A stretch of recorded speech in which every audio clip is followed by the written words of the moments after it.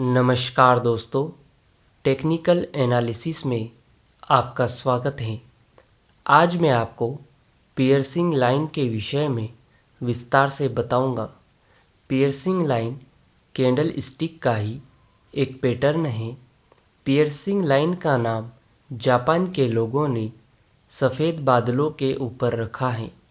वह बादल जो तेज बारिश के बाद आसमान में दिखाई देते हैं। Piercing line bullish candle stick pattern है, या कहें कि यह तेजी को प्रदर्शित करने वाला कैंडल स्टिक पैटर्न है। इसका मतलब यह है कि अब वस्तु में मंदी का समय समाप्त हो गया है और अब तेजी की शुरुआत होने वाली है। पियर्सिंग लाइन दो कैंडल से मिलकर बनती है। आप इसे वीडियो में देख सकते हैं। पियर्सिंग लाइन में पहली candle long bearish candle stick होती है, या कहें कि यह लंबी मंदी की कैंडल होती है।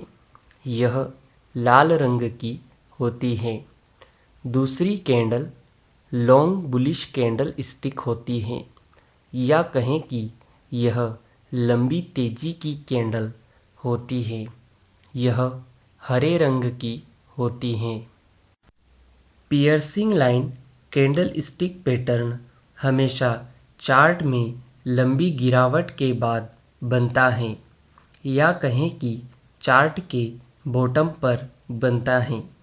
इस कैंडल स्टिक के बनने के बाद बाजार में मंदी की संभावना खत्म हो जाती है। कन्फर्मेशन मिलने के बाद खरीदी करने से फ़ायदा ज़रूर होगा। तो चलिए अब बात करते हैं कि piercing line candle stick pattern कैसे बनता है और इसके बनने में किन किन बातों का विशेष ध्यान रखना पड़ता है। Piercing line candle stick pattern में जो पहली कैंडल होती है वह लॉन्ग बेरिश कैंडल स्टिक होना चाहिए, या कहें कि लंबी मंदी की कैंडल होना चाहिए।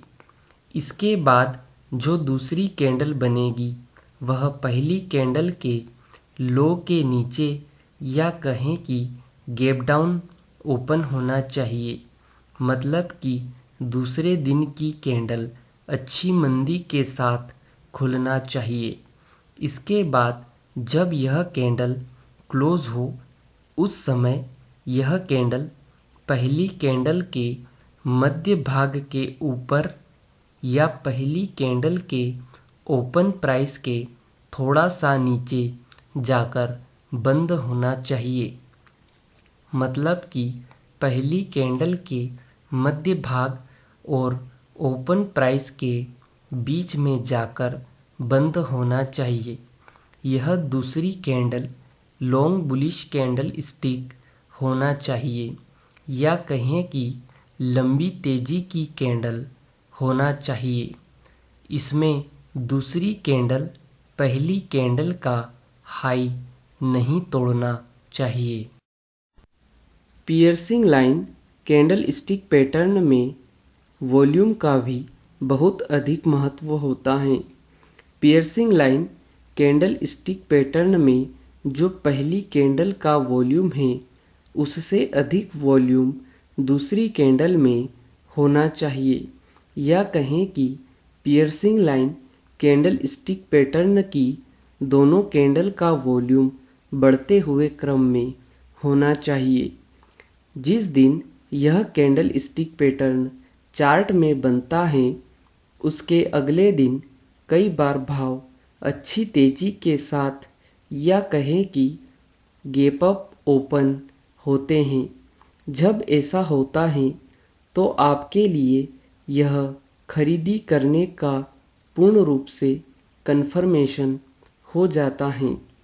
इसके साथ ही मैं आपको यह भी बता दूं कि piercing line candle stick pattern की दोनों कैंडल मारुबोजू कैंडल स्टिक भी हो सकती हैं। इसकी पहली candle bearish marubozu candle stick और दूसरी candle bullish marubozu candle stick हो सकती हैं।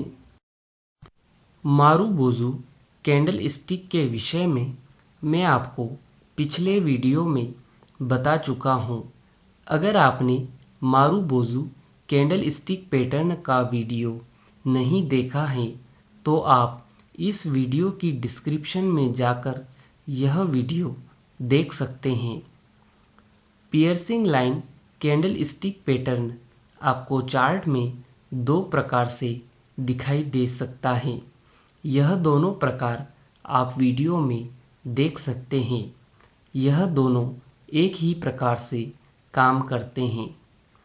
Piercing line candle stick pattern intraday chart, daily chart, weekly chart और मंथली चार्ट में भी बनता है और अपना काम करता है।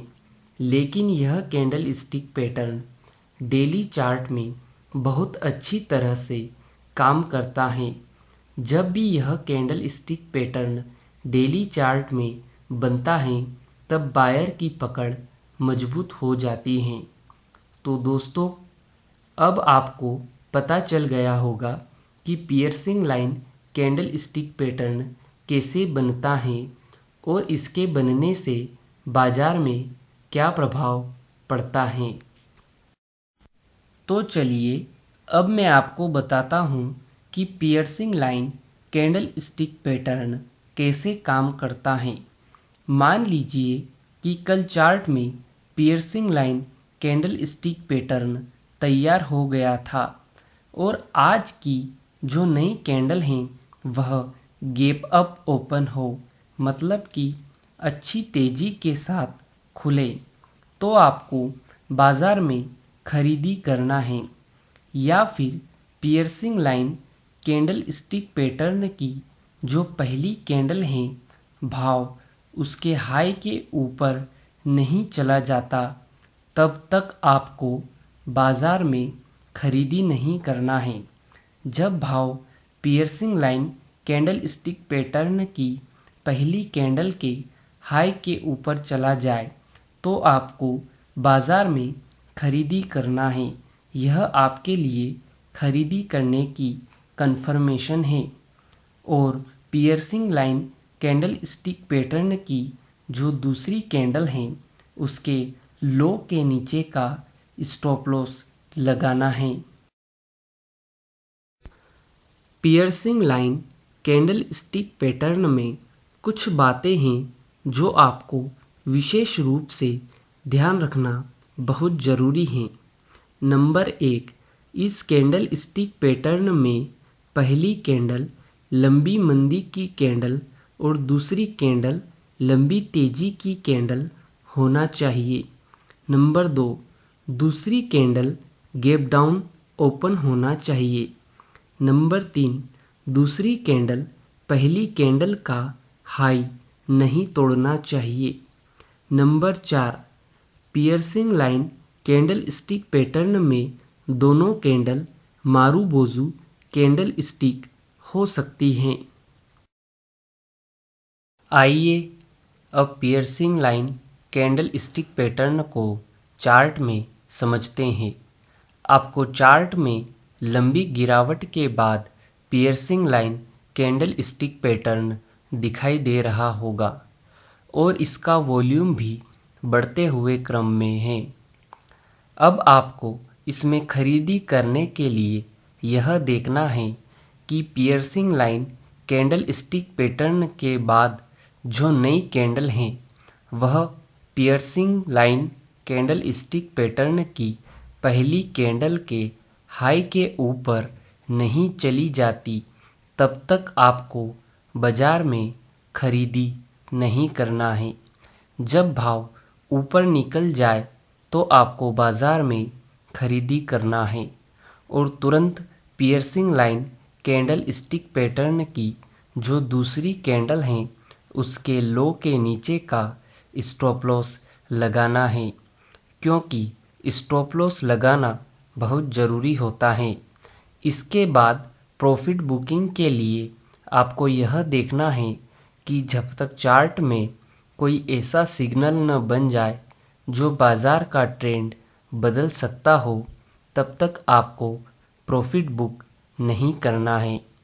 जब आपको कोई ऐसा सिग्नल दिख जाए जो बाजार का ट्रेंड बदल सकता है, तो आपको तुरंत प्रॉफिट बुक करना है। तो दोस्तों, आज आपने piercing line candle stick pattern के विषय में विस्तार से सीखा। उम्मीद है आपको यह जानकारी पसंद आई होगी। अगर वीडियो से जुड़ा हुआ कोई भी सवाल आपके दिमाग में है तो आप कमेंट बॉक्स में जाकर पूछ सकते हैं।